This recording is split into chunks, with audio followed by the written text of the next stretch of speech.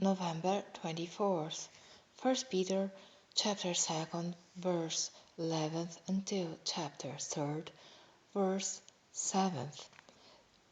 Dearly beloved, I beseech you as strangers and pilgrims, abstain from fleshly lusts, which war against the soul, having your conversation honest among the Gentiles, that whereas they speak against you as evildoers, they may be by your good works which they shall behold glorify God in the day of visitation.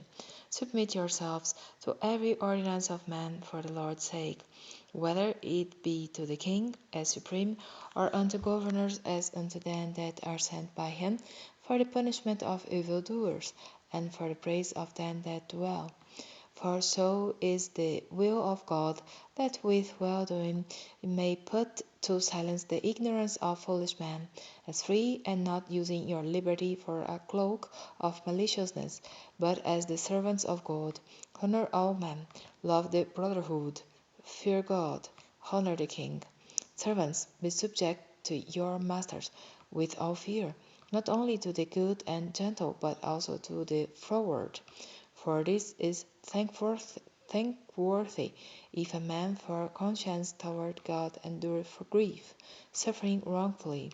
For what glory is it, if when you be buffeted for your faults, you shall take it patiently? But if, when you do well and suffer for it, you take it patiently, this is acceptable with God. For even hereunto were you called, because Christ also suffered for us, leaving us an example, that you should follow his steps, who did no sin, neither was guile found in his mouth, who, when he was reviled not again, when he suffered, he treated not,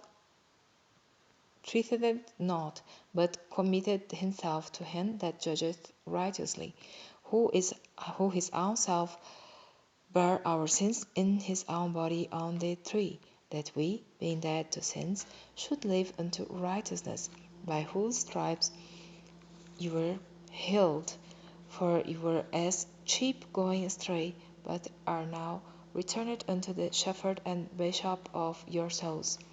Likewise, ye wives, be in subjection to your own husbands, that, if any obey not the word, they also may without the word be won by the conversation of the wives, while they behold your chaste conversation coupled with fear. Whose adorning, let it not be that outward adorning of plaiting the hair, and of wearing of gold, or of putting on of apparel, but let it be the hidden man of the heart, in that which is not corruptible, even the ornament of a meek and quiet spirit, which is in the sight of God of great price.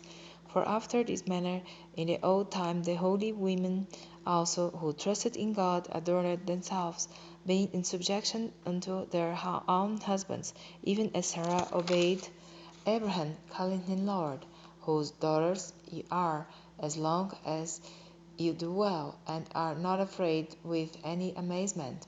Likewise, ye husbands, dwell with them according to knowledge, giving honor unto the wife, as unto the weaker vessel, and as being heirs together of the grace of life. Let your prayers be not hindered.